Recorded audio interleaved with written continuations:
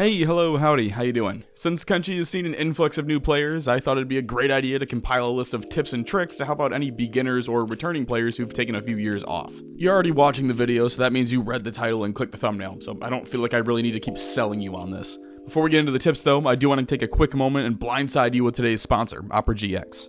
It's no secret that most browsers are incredibly boring. They all try to look exactly the same, and before you know it, you're at the water cooler with your coworkers talking about that cool new Google Edge Fox update and how spreadsheets and business lingo are really the backbone of the world. What happened to you? Remember the good old days when you used to dream about a browser that could do anything you wanted, like make fart sounds when you type? Well, stop sitting around waiting to die and check out Opera GX instead. They've got this cool feature called GX Mods, which you can access through the store and adds literal thousands of themes, sounds, and overhauls to enhance your browser. A ton of these are even made by Opera GX users like me and maybe you too. Say it's that 3-week period of the year where you get super invested into Minecraft. Well, there's an overhaul mod just for that. It comes with a custom background, its own unique keyboard sounds, different sounds for opening and closing tabs, background music, all that fun stuff. Say you hate the keyboard sounds though. Don't worry, because you can change that to whatever your heart desires. In fact, you can swap out any of those features from any mod to fully customize your browser to exactly how you want it. One of my favorite features with Opera is the fact that all of your socials are in the taskbar on the left-hand side here. So I can access things like Discord and Twitter directly from my taskbar instead of having to manually open up each app and clutter up my desktop. As someone who's bounced around between several browsers in the past, I'm right there with you. It sucks. That's why Opera GX is a quick import tool. This allows you to transfer all of your settings, bookmarks, browsing history, and cached cookies in just a few clicks. You just go to this gear icon, scroll down to synchronization, select import bookmarks and settings, and then just choose the browser that you're moving on from. In all honesty, I've been using Opera for a while now, and it's been a breath of fresh air for something as simple as browsing. When you decide to check it out for yourself, you can use the link in the description or pinned comment and get started today. Thanks again to Opera GX for sponsoring today's video.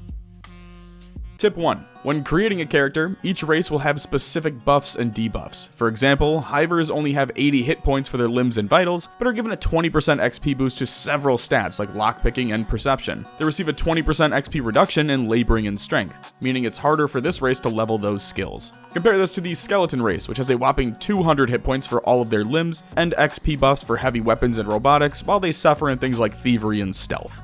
It's important to note that this even changes between sub-races. Most players choose Greenlander for their first character since they're the human faction. They have a standard 100 hit points and boost to farming, cooking, and science. If you go to their sub-race, however, you can switch to a Scorchlander. These guys still have the normal 100 hit points, but they have significant changes to the way they can level their skills.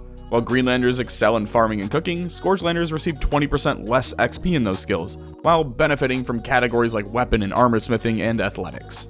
The hub is one of the safest locations for you to find your footing in. It's managed by the Holy Nation Outlaws, and no one is outright hostile towards you here. Groups of hungry and dust bandits will roam the plains, sometimes attacking the guards at the hub, which provides you with a safe way to train your combat skills early on, without risking death. There's also several copper nodes nearby for you to mine and then sell to the bar. Speaking of bandit attacks, you can boost the amount of town attacks, which will cause more bandit patrols to attack the towns you're in. This is a great way to get some consistent combat early on while staying in relative safety. You can skyrocket this up and then go hang out by the Sheks and Squin, helping them take out any hungry bandits that come passing through and then selling the gear from said bandits at the bars and inn. Subsequently, if you're terrified of getting a limb chopped off, you can turn off dismemberment. The ability to do that is also in settings under the gameplay tab, directly below the town attacks frequency. Personally, I keep it on rare by default, but if that's not something you're into, you can set it to never and continue on with your playthrough. The bar in the hub is unique as well, since it allows you to sell any fenced goods here without worry. If you steal anything from a shop or a downed enemy, you'll be able to sell it here with a 100% success chance. Every once in a while, you'll run into a pathing issue where you won't be able to run up a hill or access a building. To fix this, all you need to do is press Ctrl, Shift, and F11. This will correct any mesh issues and allow you to continue on with your playthrough. Combat can be very scary as a new player. You almost always get your ass kicked early on, but you can actually use this to your advantage. When you get knocked unconscious and recover from that, your character will play dead. Standing up out of this state around enemies will give you a massive XP boost to your toughness skill. This is amplified by the amount of enemies around you, so doing this in front of a large group of bandits early on can have a massive impact to your toughness skill. If you have a character who is severely outclassed in a fight, you can change their stance to block. This gives them a 20 level boost to their defense skill, with the offset being that they won't be able to fight back. This is incredibly useful if you want to protect your weaker characters in the middle of a fight until your other squad mates or a nearby group is able to finish off the enemies. This also ties in well with the passive stance. Once that's toggled on, the passive stance makes your character less likely to be targeted by enemies. They'll only fight when directly engaged in combat by an attacker. Pair that with the block stance from the previous tip, and you should be able to survive most bandit encounters early on, as long as you have another party that's able to wipe out the attacking force. In direct opposition to passive, we have the taunt stance, which, as you might have guessed, can be toggled to draw enemy attention towards that specific character. The best way to go about this is to have a heavily armored veteran with taunt on, while your weaker characters or medics sit back with block and passive. This should prevent them from being attacked, as all of the aggro will be centered on the character with taunt enabled. Beds at a bar or inn speed up your healing by 8 times. This applies to player-built beds in your house or base as well. If you can't afford the price of renting out a bed and don't have an outpost with beds in it, you can use a sleeping bag to heal 4 times as fast. They're half as effective as a bed, but great to use in a pinch or in between battles while on the road. Jobs are incredibly important in Kenshi, especially in the late game. Unfortunately, they're often avoided early on, so here's a quick setup you can use that'll get you used to using jobs while also helping your combat game out. If you hold shift and click the medic button on the bottom right of your screen, it'll create a medic and robotics job for that character. With this toggled on, you'll automatically begin healing yourself and nearby teammates as soon as you're able to. I like to run this early on when I have one character, since then I don't need to worry and remember to heal up constantly. He'll just do it automatically after every battle. I feel like one of the biggest concerns for most new players is to get a base as soon as possible.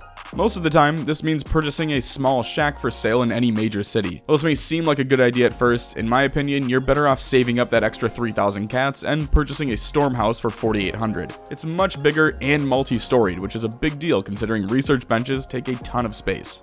This brings me to my next tip. When you're ready to upgrade your research benches, you'll have to build a T2 bench, but after that, you can upgrade it to T3 and even to T4 without having to disassemble and replace each one. Simply click the upgrade button in the bottom left corner after selecting the bench. It's worth noting that you'll be unable to use the bench until it's upgraded or the project is abandoned, so it helps to have the materials needed on standby. It costs 10 iron plates to upgrade your research bench from T2 to T3, 5 iron plates to upgrade from T3 to T4, and 5 more to upgrade from T4 to T5 for a total of 30 iron plates. Tech level 6 requires 2 AI cores, but we'll worry about those another time. This is a beginner tips and tricks video after all, so I don't want to focus too much on late game content. Once you begin recruiting characters, you can create additional squads for separate responsibilities. This can be done by clicking on the Squad tab in the lower right hand corner and then clicking on the Add Squad button. It's always a good idea to rename that squad to whatever their purpose is in order to avoid any confusion. For example, on one of my playthroughs, I have separate squads for my main characters, soldiers, the farmers, and crafting units. This helps keep the base more organized for me. If you're just starting out, the best way to get comfortable with this is to recruit some medics to your faction and then create a squad for those medics. That way, you don't have to constantly look for them amongst all of your characters, since they'll have their own tab and you can just skip over to them. Armor is split up into 3 classes: light, medium, and heavy. Light armor offers less protection but typically won't come with any skill debuffs. Medium and heavy armor do come with skill debuffs, so choosing the right set for your character is very important. Sets like chest plates have both modifiers and skill reductions. Take stealth for example. When equipped, you'll be operating at 12% of your max stealth skill. Compare this to the hard level debuffs like martial arts, which drops your level by 10 while equipped. When you look at it from face value, it does make a ton of sense. Like, naturally, you're gonna have trouble sneaking past people when you're wearing a 20 kilogram metal chest plate. The trade-off, however, is that it reduces cut resistance efficiency by 95%, allowing your character wearing it to take significantly more hits during combat. Maybe you were feeling yourself and chose the rock bottom start, or you were unlucky and got a limb hacked off in combat. Either way, you're in need of robotic limbs, so where do you go get them?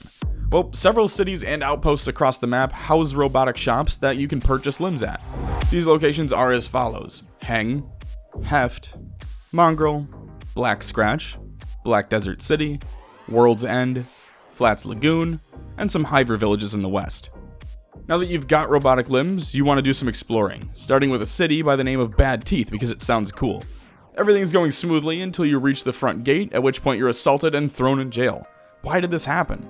Well, because the Holy Nation Empire fucking hates skeletons. Much like Andrew Tate fans and women, they just don't click, resulting in one group forcibly kidnapping the other to sell into slavery. There is a way around this though. If you open your character inventory and click on the Limbs tab in the top left, You can remove that skeleton limb from your body, which will allow you to enter the city without getting molested by the guards. Mining copper is one of the most common ways to make money early on in Kenshi, but it's incredibly tedious and gets boring very fast. If this isn't something you want to waste time on, you can bait bandit patrols into city gates and wait for the guards to attack.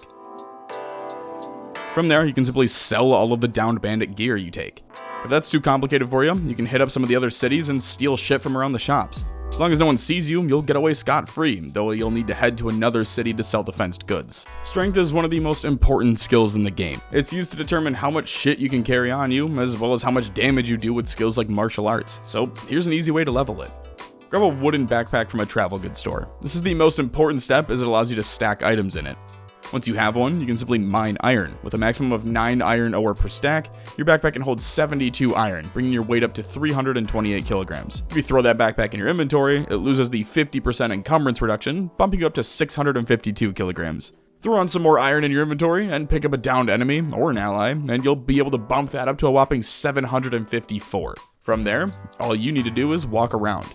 This will start increasing your strength as long as you're moving, so it's a fantastic method to use early on as long as you're in a generally safe location. There are more hardcore ways to train this, but for a beginner, this is the easiest and most straightforward method.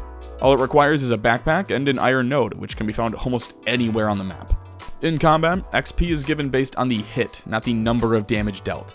Basically, the more hits you get in, the more XP you gain. So if you're looking to level, you want to use the weakest weapons you can find. What I like to do is find an absolute dumpster weapon and then use that for training. Then keep a quality weapon of the same class for whenever I want to go out for a mission or scavenging. This way, I have something to train with, but still have a decent weapon on me if I actually need to fight or take out an enemy. If you're struggling to keep your characters fed, sit down. No, really, find a bar or build some chairs and have your characters sit in them if they aren't doing anything. This reduces the hunger rate of that character by about 30%. That being said, if you're struggling to find food, you can always just steal it. Specifically from the bar in Squin. Heading up to the second floor and out onto the patio, you can pick the lock of one of the chests while completely out of sight of the guards. This also boosts the stealing chance for the items inside, and you can typically get away scot-free with an entire inventory of ration packs.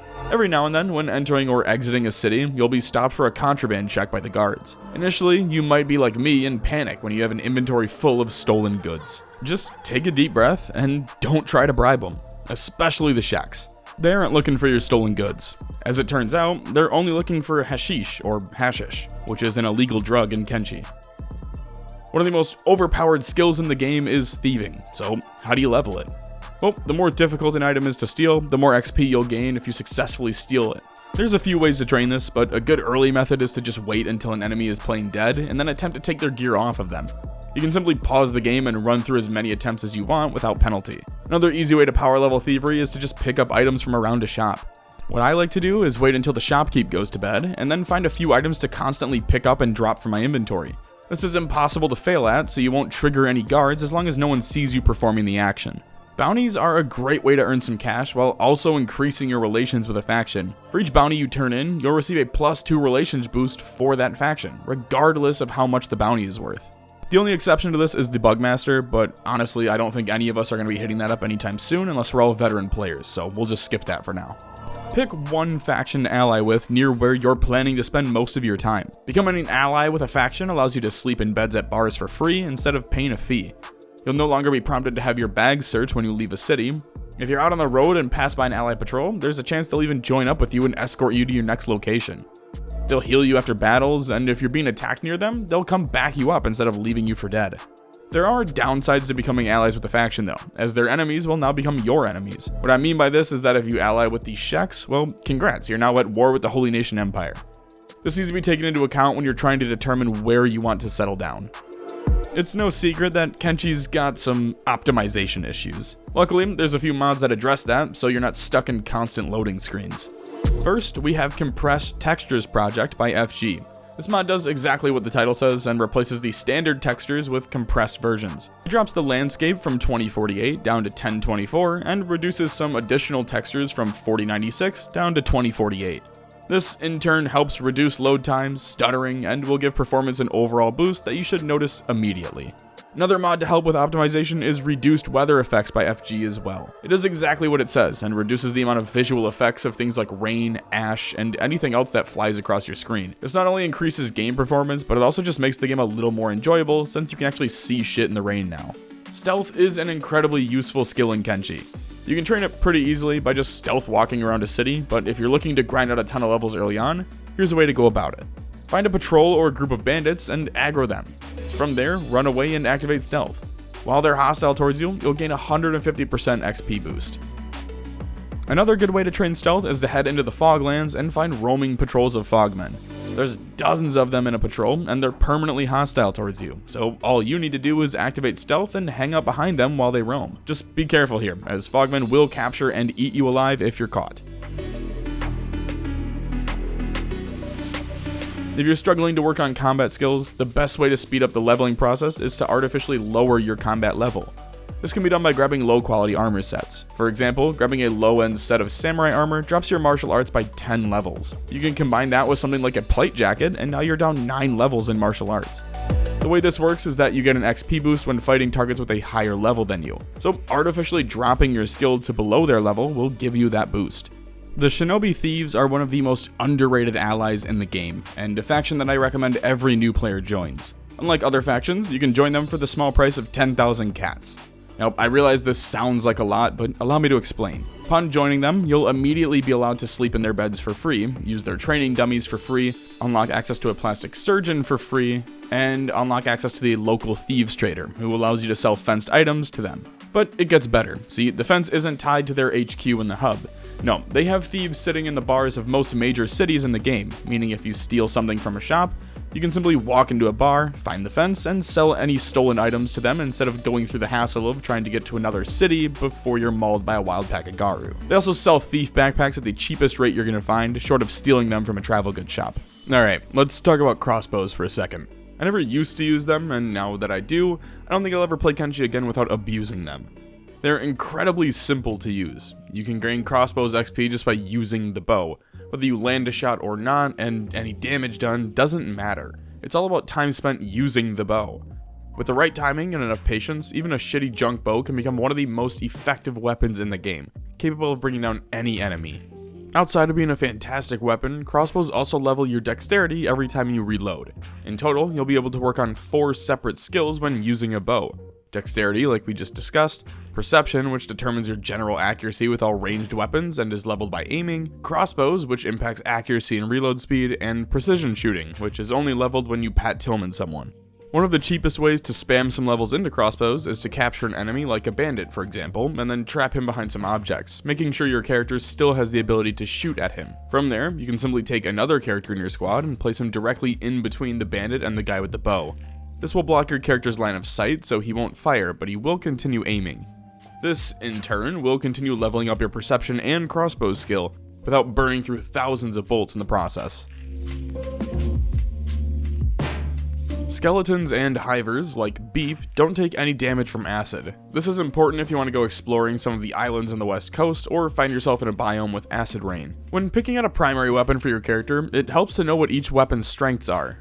For example, polearms have longer reach and are generally used against animals, as they offer a 50% damage boost against them. Polearms are typically recommended for brand new players in Kenshi since they allow for more mistakes.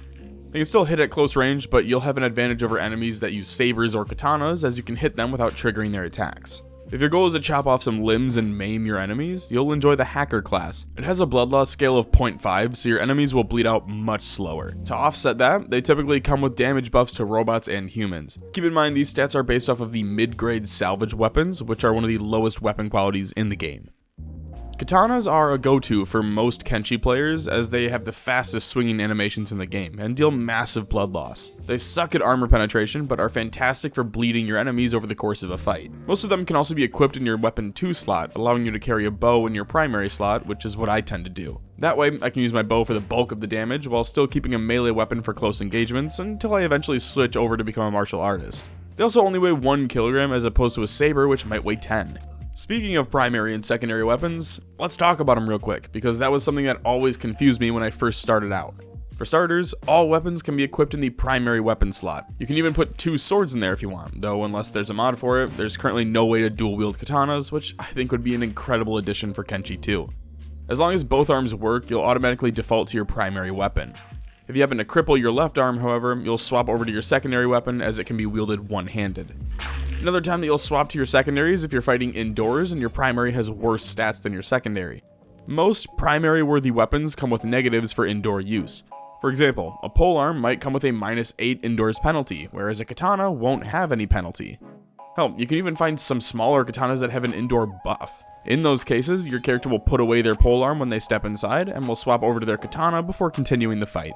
There are approximately 50 or so unique recruits that you can find across the map in Kenshi. Some can be recruited for free, while others require between a 3 or 6,000 cat payment to recruit, with some outliers such as Chad costing upwards of 9,000 cats. These uniques often come with boosted skills, such as Cat, who's a free recruit from the Dustkeen layer that comes with a level 40 in Field Medic and 20 in Science. These are great characters to help fill out specific squad needs early on, and I'll have a link to the full list along with potential spawns for them down in the description. And hey, while you're down there, you might as well like the video. I mean, it's literally right next to where you're gonna be anyway. Maybe even subscribe while you're at it. Or don't. I'm not your mom who you haven't called in weeks because you're too busy watching Kenshi videos. Anyway, if you're still watching this vid, chances are you're new-ish to Kenshi, which means you're still figuring out which races exist, where they live, and the various biomes across the map. Not including all of the city locations and all that fun shit. So, allow me to help you. Maps can be purchased or borrowed from local travel goods shops. For this, I like to go to Squin, wait until night, then break into the travel goods store and loot all of the crates in search of maps. On a good haul, you can walk away with 5 or 6 of these bad boys. Right-clicking them unlocks cities, outposts, way stations, and ruins, making them available on your map. You could also take the tedious approach of just zigzagging around the map for a few days, but this is way faster. Regarding biomes and different zones across the map, I recommend grabbing yourself the Nice Map mod by Dishka, or however the f you pronounce it.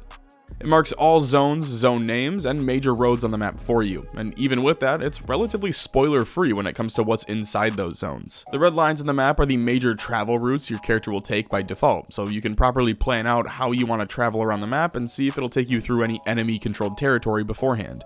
Whenever you find yourself looking like Jimmy from South Park after a fight, you can use splints to make your limbs usable again. These are something I used to overlook when I first started out, but now I always keep a splint on me whenever I leave my base.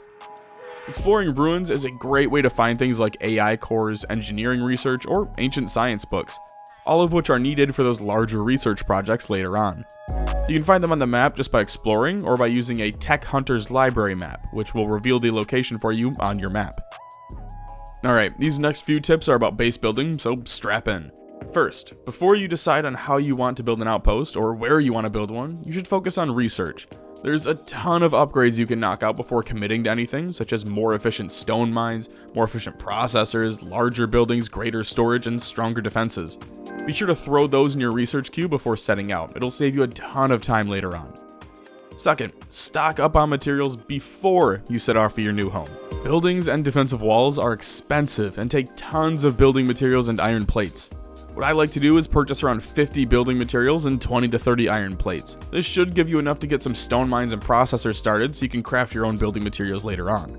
The moment you claim a piece of land as your outpost, you'll begin triggering raids from rival factions and bandit groups in that area. For example, if you base up near World's End, you'll trigger Cannibal and Holy Nation raids on your outpost. If you base near the hub in the border zone, you'll trigger Shek war parties and Dust Bandit raids. This is why I mentioned basing near an ally earlier. If you do base in the border zone and an ally with the Sheks, they won't harass you with constant raids.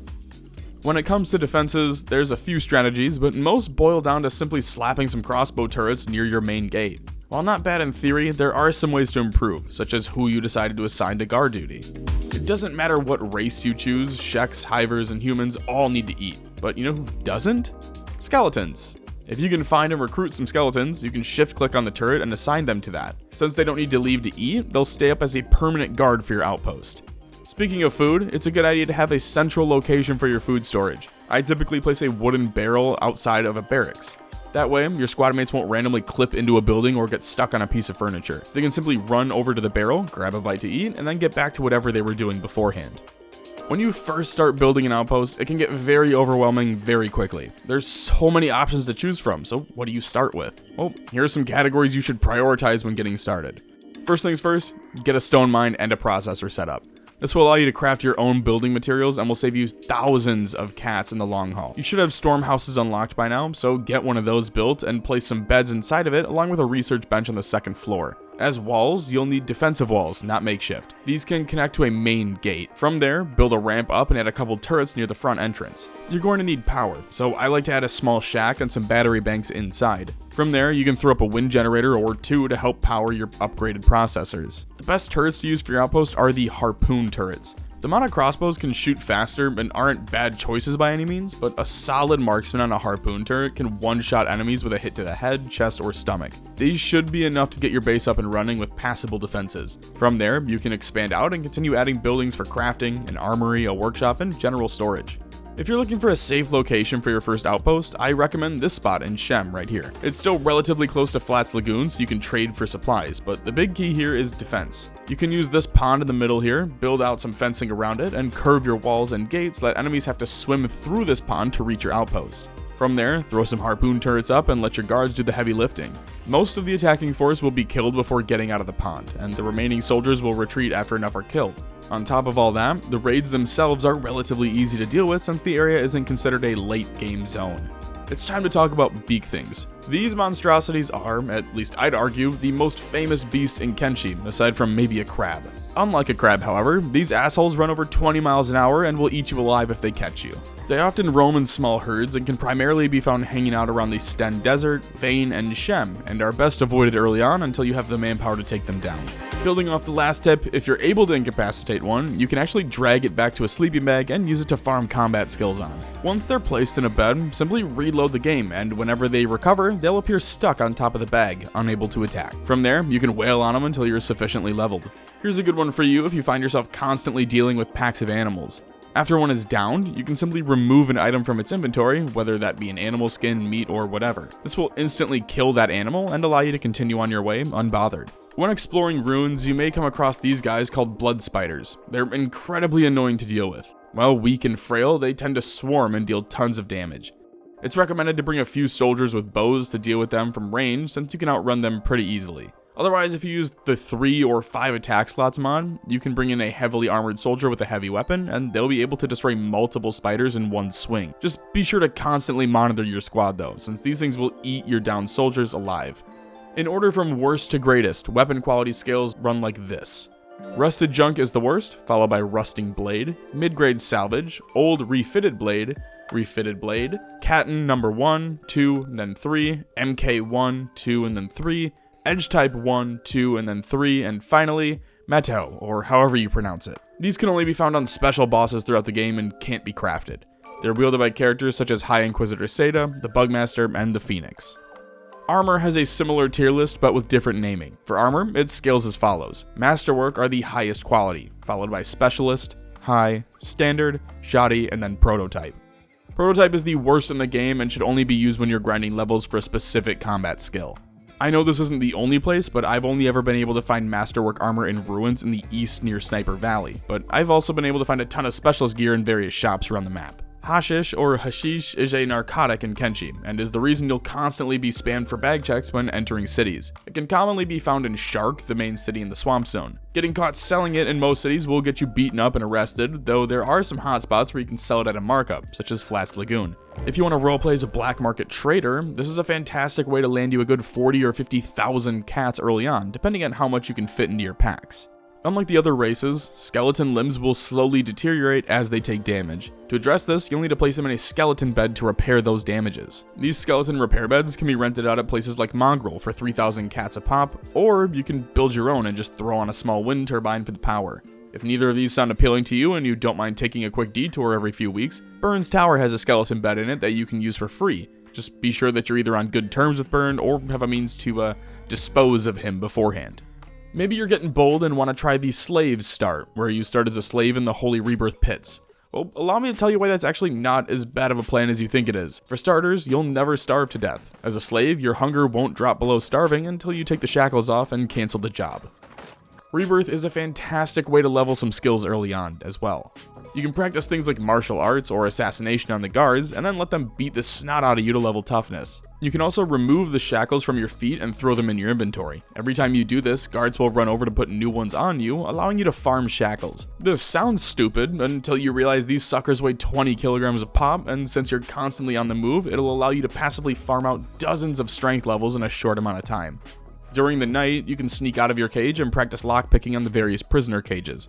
Just be sure to not remove the shackles and free the prisoners, or they might accidentally join you, or even worse, try to escape, resulting in them being borderline executed. There's a ton of items to steal around Rebirth as well. What I like to do is practice sneaking into the buildings and then grabbing a ton of items to tack on some quick thieving levels. If you want to work on sneaking, you can do that as well. If your character is noticed during the day, they'll get beaten into a coma, which will boost their toughness as well. It's really one of the only places where you can freely train up skills and piss off guards without any real consequences. Whenever you're ready to break out of Rebirth, you can head north where you'll find a little slave refugee base. It's a great place to stock up on food before setting out on your quest for freedom. This is a random one, but all of the buildings in Mongrel are half the price compared to anywhere else in the game. Of course, you gotta deal with the Fogmen, but if that doesn't bother you, this is a great place to set up shop. If you're wondering why Mongrel is so special, well, it's home to the most famous character in Kenshi, Beep. Beep is a free, unique character that you can find once you enter Mongrel. He'll usually be running around the town screaming and will run up and confront you, allowing you to recruit him. He may start as arguably the worst character in the game, but with a little patience and some robotic limbs, you can unleash the full power of Cyber Beep. Unfortunately, Beep can be killed by Fogmen before you get a chance to meet him. If this does happen to you, or you simply can't find him anywhere in Mongrel, there's a fix for that. Simply import your save with new dead characters. Stay near Mongrel for a second, I want to touch on Fogmen. These are bluish, pale hivers who are openly hostile towards really anyone. They patrol in large packs and swarm on enemies during fights, though they're incredibly weak individually. They will cannibalize you if they knock you out though, so they're probably best avoided unless you have multiple squad mates who are able to recover any downed characters. Unlike bandits, it's best to avoid training toughness on these guys. Honestly, it's probably worth leaving the area as soon as you start losing a fight, as the longer you stay here, the higher the chances are that another patrol will come waltzing through, doubling the amount of Fogmen you have to deal with. Luckily, if you're near Mongrel, you can just kite the Fogmen up to the gate, which will trigger the guards to run out and shit stomp the attacking Fogmen. If you've got the skills to handle them, Fogmen actually make for a decent source of income. Well, not Fogmen in general, but Fogmen princes. After knocking them out, you can loot their heads, which sell for 6,000 cats a pop. They're super common and can be found in almost any patrol, so all you need to do is find one and knock it out. Unlike normal bounties, the heads can be sold at any shop, so you can cash in bulk instead of per individual bounty. There are two prices for every item, the listed value and the sell price. The value price is how much an item can be purchased for at a store, or its market value. The sell price is how much you'll get if you were to sell that item. Item prices for goods will change depending on the city. For example, an item in abundance might sell for less than market value, whereas narcotics can sell for as much as a 500% markup in some locations. There are only 3 unique recruitable skeletons in the game to my knowledge. Burn, located in Burn's Tower, Sadnail, who can be found at a bar in the Black Desert, and Agnew, who can be found in the Tower of Abuse and Venge. If you'd like to recruit additional skeletons, you'll need to add the mod of recruitable prisoners by Nanodraff and Say. After that's added, you can head over to Shen to find some weak thralls that you can capture and convert. These are great for throwing on your wall turrets in your outposts as they don't require any food. If you need some gear early on but don't have the cash or thievery levels to pull it off, head over to Bast. Samurai, paladins, and cannibal patrols all roam the zone and fight on sight. This often leaves the losing side abandoned and bleeding out, allowing you to stroll on in and grab some additional gear. This also applies to places like way stations. You can simply sit in the bar and wait for a wandering bandit patrol to pass by. The guards will attack them on sight and leave them for dead outside of the gate, allowing you to grab up any spare gear and sell it to the bar for a profit. Most larger shops have spots in them where you can hide behind furniture and remain unseen. This boosts the chance for success when stealing and can allow you to get away with a failed attempt if you can wait out the alarm timer. If you find yourself knocked unconscious by hungry bandits early on, you can drop food from your inventory while knocked out. This will prevent them from stealing all of your food, leaving you with nothing. Just remember to pick everything back up once you're on your feet. Be cautious who you steal from. If that trader catches you stealing from them, they won't let you buy or sell items from them anymore, and will berate you when you walk into the shop. This can cause issues if you set up in an outpost near a city with plans of buying materials or selling gear to them, only to find out it's no longer an option. When leveling up your toughness, you'll get the same amount of XP regardless of how much damage is done to you. The best way to level this easily is to find some heavy gear, such as samurai armor, and then find a group of weak enemies, such as hungry bandits. They'll swarm you, but do low amounts of damage, allowing you to tank it for hours. When they finally do knock you out, you can utilize their earlier tip of just canceling plain dead to get a huge XP boost. If you took my earlier advice and allied with the Shinobi thieves, you'll be able to pick the locks on all of their chests in their tower. As long as you don't steal anything from them in front of the others, they won't take any hostile actions towards you. This is a great way to level lockpicking early on without consequences. You can find shops all over the map that allow you to purchase animals. Some of the common grabs are Garu, as you can throw a travel bag on them and they become a moving storage chest. Bone dogs can also be used in bulk to swarm and distract enemies, allowing you to pick off the stragglers without risking any troops. Pack bulls work similarly to Garu and are often used for what their name suggests, carrying your shit around. If you're feeling cheeky, you can just pick up a pack bull and carry it like any other character.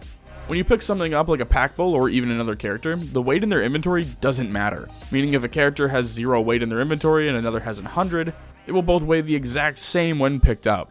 This allows you to dump a ton of loot into one character and then just carry them to your destination at no speed penalty. Similarly to your other characters, you can place any animal in a bed or a sleeping bag, which will drastically speed up their healing. If you're using a crossbow, you may notice the required skill isn't really what it says it is, as you don't need to be that level in order to use a bow. You can use a high-grade eagle's cross without ever having picked up another bow before. What the level is trying to tell you is that that's the skill level at which the bow will become optimal, operating at its highest capacity. The Holy Nation won't accept bounties from you if you're using a female character. Like I said earlier, they'll also attack any skeletons on sight, including if you use one robotic limb. They're also at war with the Sheks and will often attack one on sight as well. There is a way around this though. Simply place the bounty in a cage without talking to the inspector and you'll be able to claim the bounty reward regardless of the faction's attitude towards your character. Removing robotic legs will cause you to go unconscious momentarily, dropping all enemy aggro on you. This is useful if you're being chased by an enemy patrol or find yourself in a hostile city. And finally, tip 101, and arguably the most important, have fun. There's no right or wrong way to play Kenshi. There's no meta or set way anything has to be done. Play the game how you most enjoy it. If that's role-playing as a shopkeep who makes his own gear to sell, do that. If it's building a massive army to wage war against the Holy Nation, do that. You paid for the game, so don't let anyone tell you how you need to play it. And that's gonna do it. Hopefully at least a few of these can help you out if you're newer to Kenshi or just getting back into it after a long break. If you have any extra tips that you think I missed, feel free to drop them down in the comments so we can all keep learning together. I'm sure I messed up the wording or explanation on a couple of these, so feel free to correct those as well. If you made it all the way to the end, thank you for watching. It means the world to me. With that though, I'm gonna get out of here. I appreciate you all. Stay safe, and thanks for stopping by.